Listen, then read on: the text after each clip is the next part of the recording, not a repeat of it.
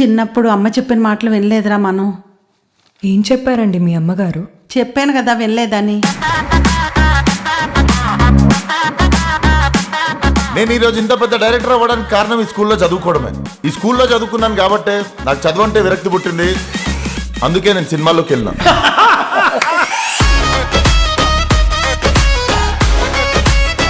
Love చేసి రారా వేరే వాళ్ళన్నా? కావ్యం లవ్ చేస్తున్నా. నువ్వురా?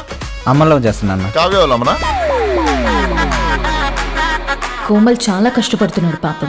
కాకతీయ మెస్ లో ఫ్రై తీసుకో, సుబ్బయ్యలో పప్పు తీసుకో.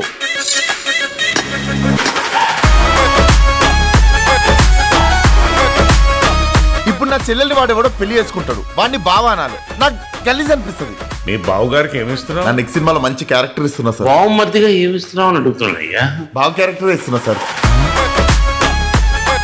ఈరోజు షూటింగ్ లాస్ట్ డేట్, కొట్టేయమంటారా? డైరెక్టర్నా? గుమ్మడికాయ అండి బాబు. నీ జాతకం ప్రకారం నువ్వు బతికేది 50 ఏళ్లే. ఇప్పుడు నీ ఏజ్ ఎంత? 51. దెబ్బడిపోయాడు.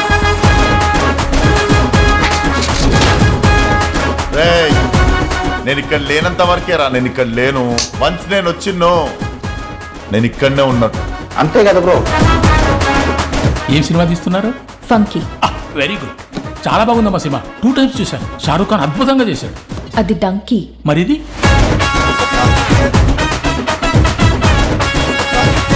అవునరా, సినిమాలో మా తాత ఫోటో పెడితే తీసేసావంట, ఎందుకు?